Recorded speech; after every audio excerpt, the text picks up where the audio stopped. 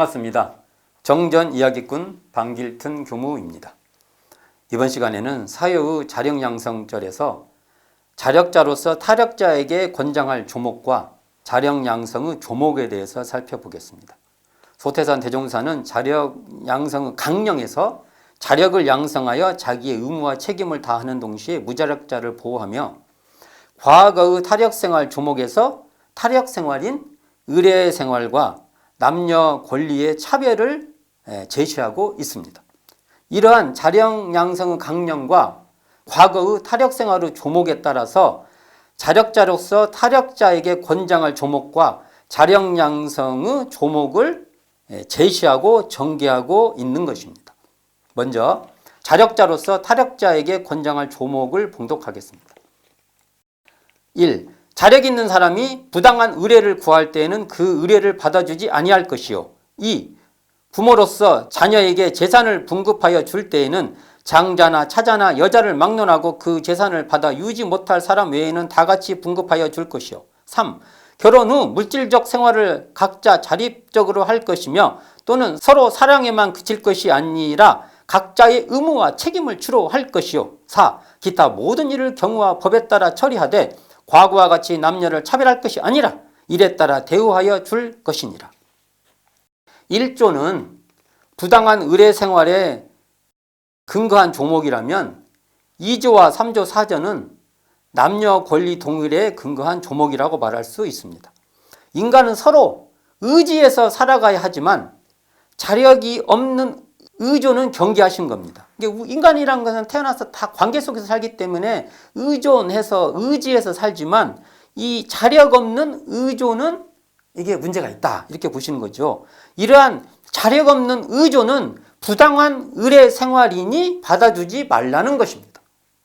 정산종사 법어 경리편 11장에서 각성하지 못한 사람들이 의뢰하는 심리를 말씀하시기를 첫째는 자기가 능히 할 일을 남에게 미루고 자기는 편히 지내는 것이요. 둘째는 죄와 복이 자기에게 근본에서 자타력이 병진하는 이치를 알지 못하고 한갓 이치 없는 타력의 믿음의 미혹함이라고 적시하고 있습니다. 또한 재산 상속의 경우 유지하지 못할 경우 외에는 평등하게 상속할 것이며 대우에 있어서도 남녀를 근본적으로 차별할 것이 아니라 일에 따라 대우하라는 것입니다.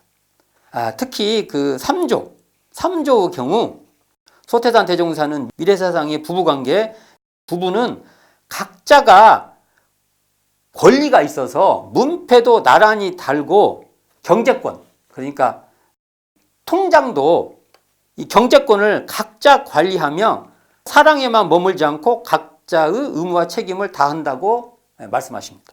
그러니까 공타원 조정권 선진께서 소태산 대종사의 말씀을 회고하십니다. 그 말씀을 기억해서 우리에게 전해주고 있는데요. 부부간에도 의무와 책임을 주로 하지 사랑을 주로 하지 않는다.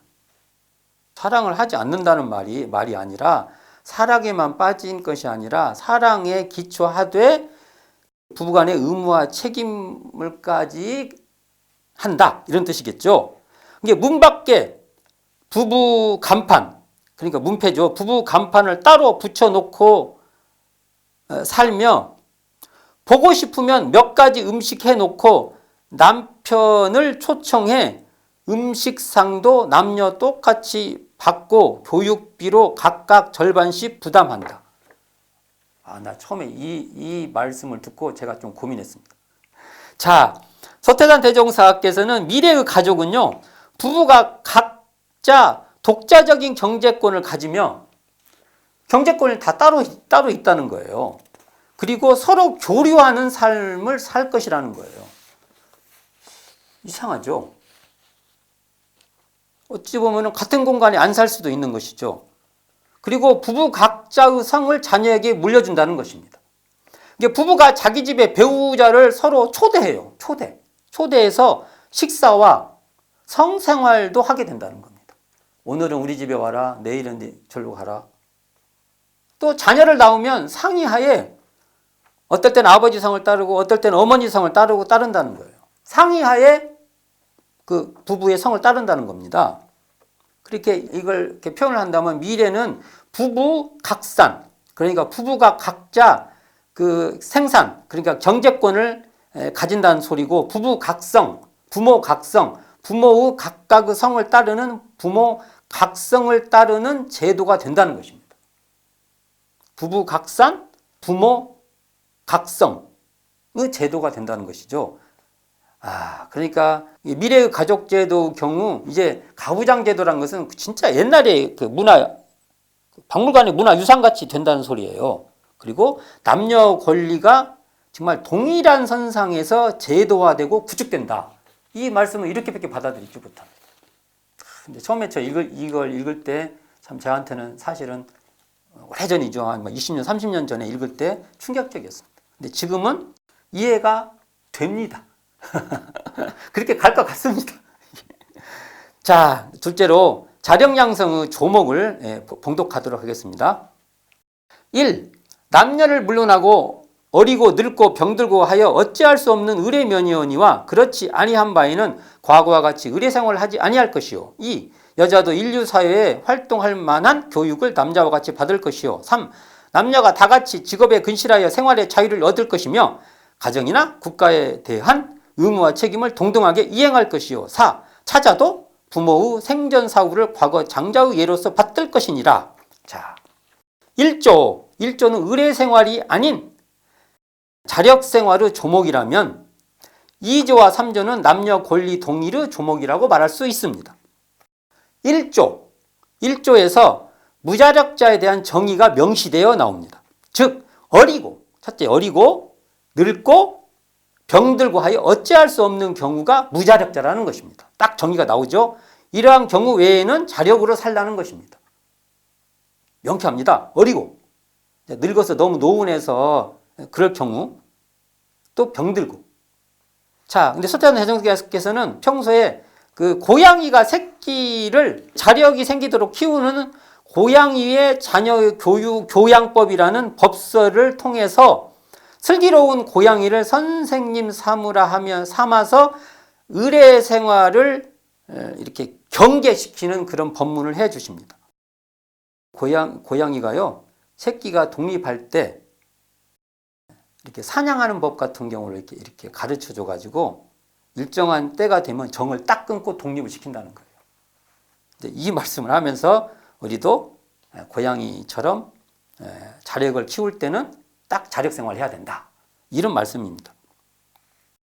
자, 서태산 대종사는 자력 생활이라는 것은 하늘의 창고를 발견하는 것이라고 말씀을 하시고, 의례 생활로 구박을 받는 것은 바로 타력 생활의 죄벌이 분명하다고 이런 법문도 말해 주시고 있습니다. 이게 재밌죠.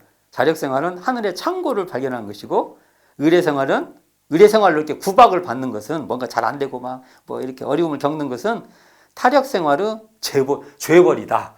이렇게 말씀하시기도 합니다. 2조에서는 여자도 남자와 같이 교육을 받도록 하라는 것입니다. 자력과 교육은 서로 뗄래야 뗄 수 없는 관계입니다.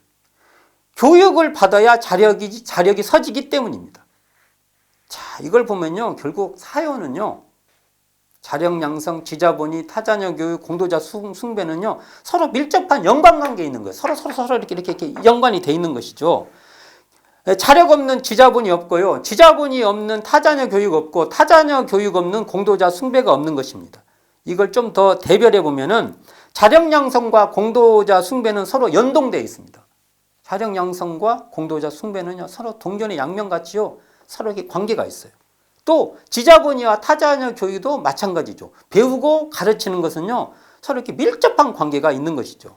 또한 3조에서는 남녀가 경제력이 있어야 생활에 자유로울 수 있는 것이며, 경제력이 있어야 결국은 자유로울 수 있다는 겁니다. 가정이나 국가에 대한 의무와 책임을 또 동등하게 이행할 수도 있다는 겁니다. 그러니까 이게 경제력, 이게 자력이 있어야 생활의 자유도 있고, 또 가정이나 국가의 의무와 책임을 남녀가 다 동등하게 이행할 수 있다는 것이죠. 여자의 경우 이러한 가정이나 국가의 의무와 책임을 다함으로써 더욱 주권을 당당하게 누려라. 이런 말이죠. 이거 보면 참 재미있는 말인데 가정뿐만 아니라 국가에 있어서도 향후 미래는 남녀의 구분이 없이 웬만하면 다 같이 의무와 책임을 다한다는 것이죠. 요새 국가라는 정의예요. 국가. 예, 요즘 국가하면 국민국가를 생각하지만 소태산 대종사가 말씀하신 국가는 이런 것일 겁니다. 국가는 국민에게 서비스하는 기관이다. 국가라는 것은요, 국민에게 서비스를 못한다고 하면은요, 그건 국가가 아니에요. 그런 국가는 우리가 견제해야죠. 단호하게. 그런 국가에 대해서 우리는 국가의 의무를 다한다는 것은 사실은 국민을 위해서, 국민을 위하는 국민이 되는 것입니다. 그래서 국가의 정의가 중요하죠. 국가는 뭐다? 국민에게 서비스하는 기관이다. 사조의 장자와 차자의 그 용어가 나오는데 이것도 현대적 의미로 한번 풀어보면은 사회적 권리와 책임을 미룰 수밖에 없는 자력이 없어서요. 그냥 할 수가 없어요. 경제력도 안 되지. 뭐 모든 이렇게 미룰 수밖에 없는 그런 자력 없는 사회적 차자에 머물 수밖에 없는 사회 구조를 극복하자는 것입니다. 사조에 나오면 차자라는 말은 사회적으로도 차자는 둘째 아들이잖아요. 장자가 아닌 사람들.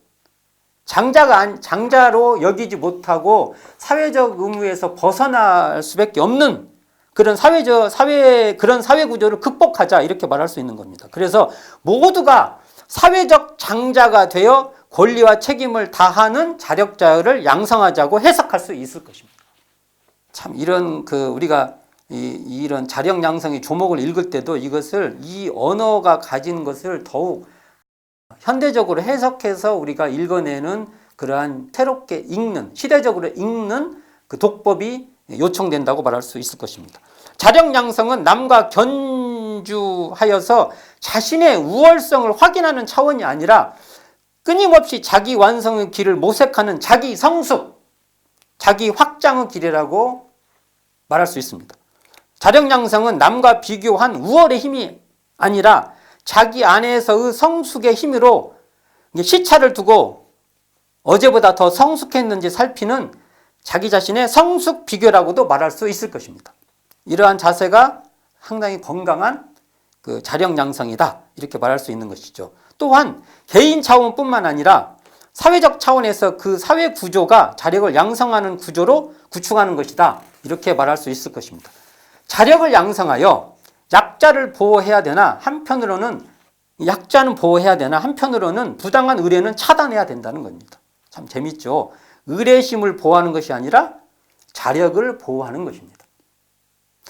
자, 강자는 약자를 수탈하고 착취하는 타력에 근거하지 않고 자력을 공부 삼아 약자를 보호하도록 한다면 약자는 강자의 수탈과 착취에 대응하면서 자력을 공부 삼아 강자의 길로 나가는 그러한 자세, 이런 사회 건설하는 것이 바로 자력 양성의 사회다. 이걸 자력 양성을 사회적 차원으로 보면 이렇게 읽어볼 수 있을 것입니다. 소태산 대종사께서는 대종경 실지품 25장에서 양아운 사모를 통해서 자력 생활을 강조하십니다. 그러니까 대종사의 정토님이시죠. 그러니까 자, 양아운 사모가 회상 창립 전후로 사가일을 전담하여 온갖 고역을 다함으로 교도들이 이를 죄송히 여기어 정말 거교적인 성금을 모으려고 하니까 소태산 대종사는 이를 중지시키라고 이렇게 말하면서 말씀하시기를 이만한 큰 회상을 창립하는데 그 사람도 직접 나서서 창립에 큰 인물은 못될정정 도리어 대중의 도움을 받아서야 되겠는가. 자력이 없어서 할 수 없는 처지라면 모르거니와 자신의 힘으로 살 수 있다면 그것이 떳떳하고 행복한 생활이라고 말씀하십니다. 어찌 보면 정말 너무 단호한 이야기 같지만 또 한편으로는 이러했기 때문에 참 당당한 삶이었다라고 우리가 볼 수 있습니다. 소태산 대종사는 자력 생활이 떳떳하고 행복한 생활임을 양아운 사모를 통해서 우리에게 보여주신 것입니다. 자력 양성하여 자력 생활하자는 것입니다. 오늘은 사요의 자력 양성철에서 자력자로서 타력자에게 권장할 조목과 자력 양성의 조목에 대해서 살펴보았습니다. 감사합니다. 지금까지 정전이야기꾼 방길튼 교무였습니다.